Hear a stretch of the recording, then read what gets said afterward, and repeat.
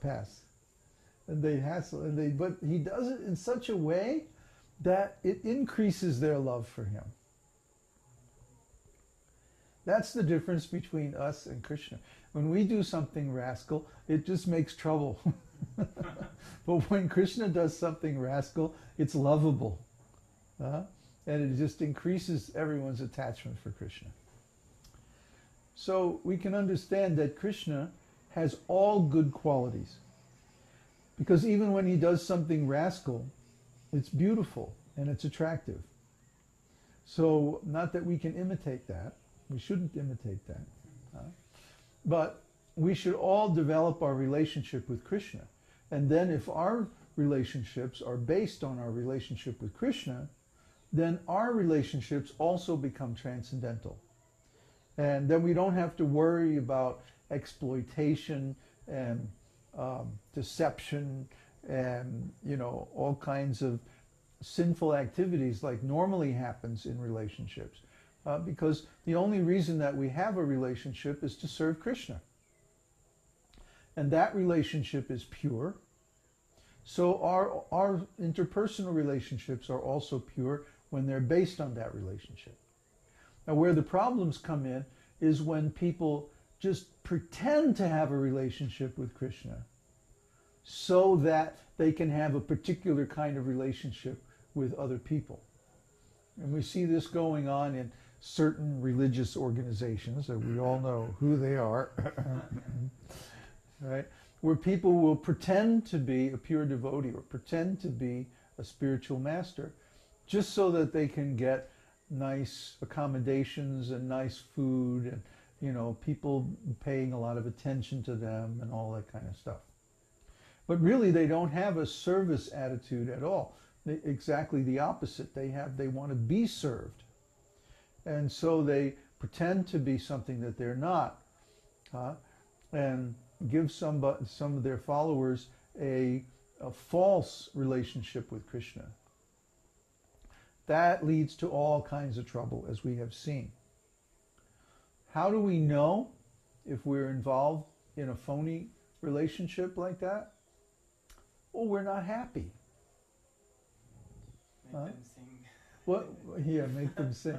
What did you say the first thing that when you came here yesterday, Uddhava? When I saw everyone, the first impression I got is, oh, they are happy, And I said, I haven't seen happy people in a year or more, even though you were there. Mexico City. He wasn't happy yet. You're not happy. And it's like happiness was forgotten in the city. You don't see happy people nowhere. There's nowhere to find them. So it's very impressive. Oh, one can be happy in this world. Those who are happy are drunk. No, they're not happy. No, but they're smiling like goofballs. Yeah, but now you see them and they're suffering. Yeah. Because they're dependent on something outside for their happiness. They're not enjoying their intrinsic happiness. They're not enjoying happiness that's based on consciousness. Like we were saying last night. When your consciousness contemplates something of a transcendental nature, of a nature that matches its own,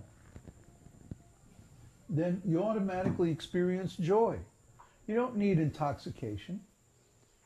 You don't need any outside objects of the senses or something like that to experience happiness.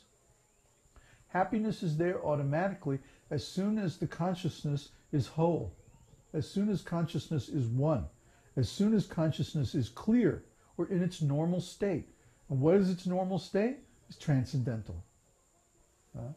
When consciousness is transcendental, it means it's concentrated on a transcendental object. And this is the actual technique of yoga. Yoga means, as Krishna says in Bhagavad Gita, Yogo yuktam prasanatma, na sochati na kankshati. This is when the yogi's mind is, when someone is really in yoga, prasanna atma, his atma, his consciousness is filled with joy, prasanna. No sochati, no kanchati. No worries, no anxieties, and also no desires. He doesn't lament, he doesn't want to have anything. All he wants to do is concentrate his mind on this transcendental nature because it's so beautiful.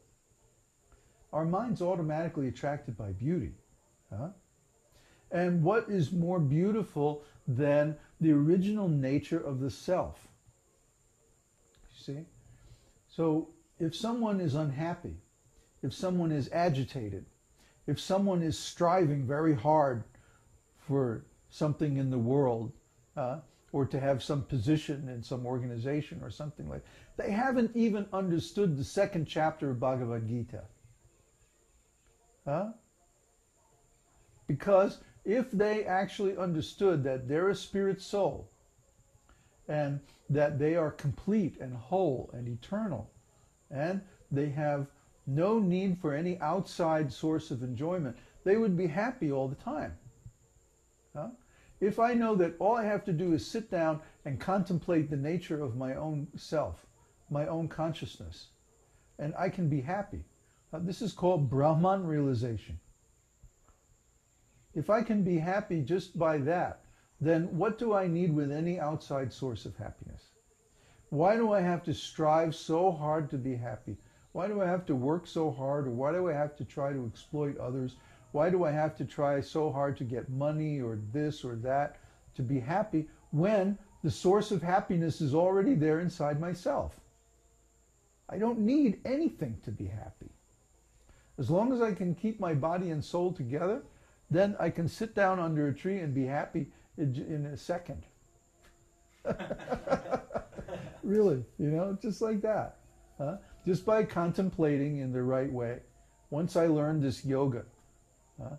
So Krishna goes to great lengths to explain all these different yoga techniques to Arjuna. But in the end, Arjuna rejects them. Why?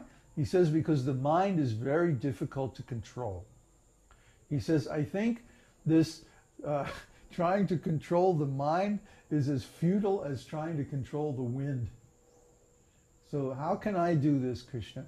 I'm a great king and politician, and there's all these people trying to kill me. How can I control my mind? This is, impossible. I can't do this, Krishna. You have to come up with some other way. Right? So then Krishna describes Bhakti Yoga. Bhakti Yoga leads to Paramatma realization and Bhagavan realization. And these are even higher than Brahman realization. So what to speak of happiness? Happiness is easy. That's just the first stage of realization. The most neophyte, beginner stage of realization. The real happiness or the real joy comes in the higher stages of Paramatma and Bhagavan realization, which we can easily have through the holy name. It's very, very simple, very, very easy. You just chant your guru-given mantra without offenses and study the Vedas and try to understand this whole process. And then over time, it does take some time, it takes some discipline, then Cheto Darpana Marjanam, the mirror of the mind is cleansed. Okay? We don't really see things directly. We see things as reflected by our mind.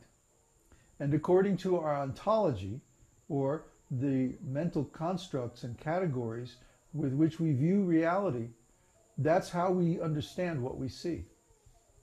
But we don't see the reality directly itself, but we see some interpretation of that reality according to our understanding.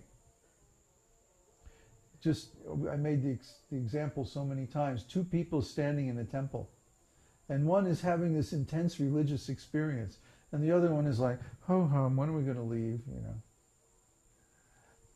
The two people standing right next to each other at the same place and time having the same kind of experience as far as their outward senses. But because they each give it a different meaning, they're having a completely different experience.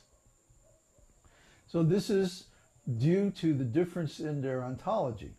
This is due to the difference in their interpretation of what they're experiencing. So in the same way, everything that we experience, it can be pleasurable or painful. It can be fun or it can be boring. It can be fulfilling and satisfying, or it can be very frustrating, just depending on what we bring to that experience, our background, our consciousness, our ontology. When we have a transcendental ontology, then everything we experience is wonderful because it's all in relationship with Krishna. We see Krishna in everything, and we experience Krishna by every action that we do, because every action is dedicated to Krishna in service.